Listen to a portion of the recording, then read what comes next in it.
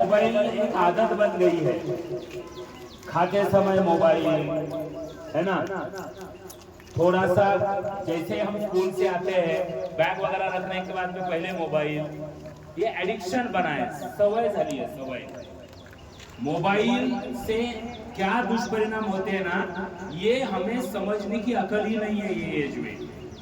तो आपको ये समझना बहुत जरूरी है, मोबाइल के बहुत सारे दुष्परिणाम हैं और सबसे ज्यादा दुष्परिणाम ना आपके पीढ़ी को है। हम मोबाइल यूज करते हैं, हमें मालूम होता है कि क्या देखना है क्या नहीं है।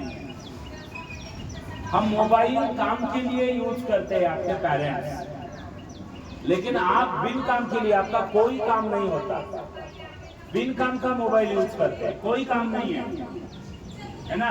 WhatsApp group, Facebook status, WhatsApp पे जाना, स्टेटस सेंड करना, ये जो है ना आपको पूरा भटका रहा है। जीवन एक ही बार मिलता है और ये मोबाइल के में ही आपका टाइम जाता है। हर एक मोबाइल में कितना टाइम जाता है देखो। शॉर्ट्स देखने अगर बैठेंगे ना तो एक एक दो दो घंटे इसमें जाते हैं, पता भी नहीं चलता। उसका क्या फायदा है? कुछ भी फायदा नहीं। क्या नॉलेज मिला? कुछ नॉलेज नहीं मिला, है ना। तो ये सब हमें ध्यान रखना जरूरी है कि मोबाइल को आपको हाथ ही नहीं लगाना है ना।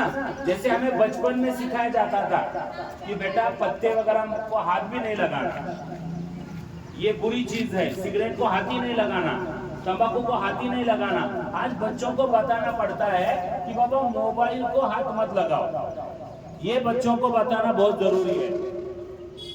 तो ये आपको बिल्कुल याद रखना है, मोबाइल आपका पूरा आयुष्य खराब कर रहा है। स्टूडेंट, आपको समझ में भी नहीं आ रहा है, आपका पूरा आयुष्य खराब हो रहा है मोबाइल के कारण, है ना।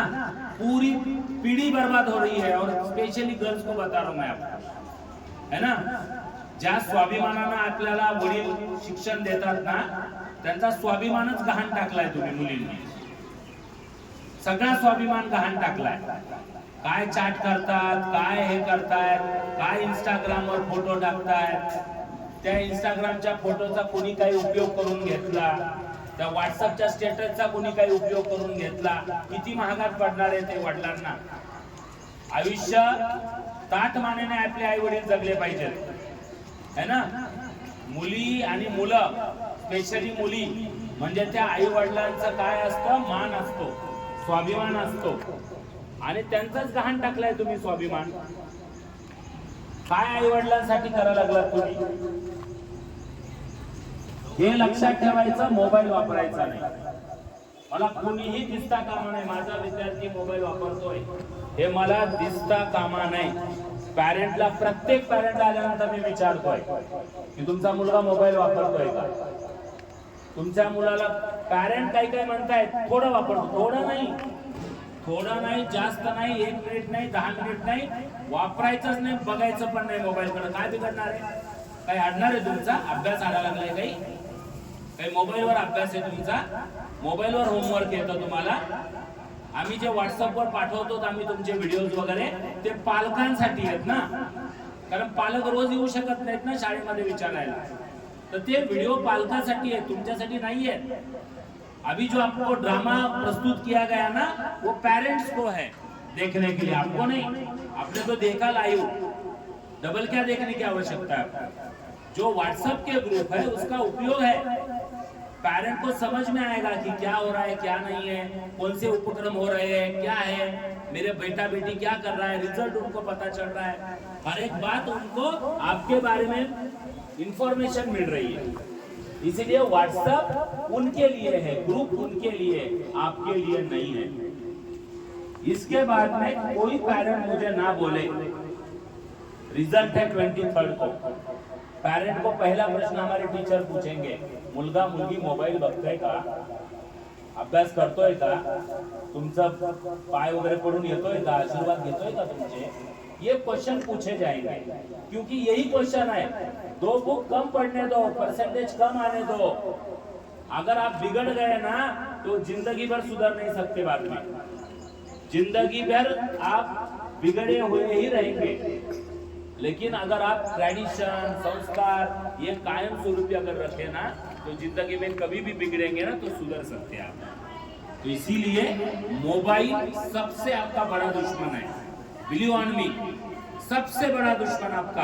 आपको हम दुश्मन लगते हैं जो आपको अच्छे राह के ऊपर लेके जाना चाहता है। आपको पेरेंट दुश्मन रखते हैं क्योंकि वो टोकते हैं ना आपको, बाबा हे नको करू, हे असं कर। आई आपल्याला जास्त टोकते, आई सगळ्यात मोठी विलन वाटते आपल्याला।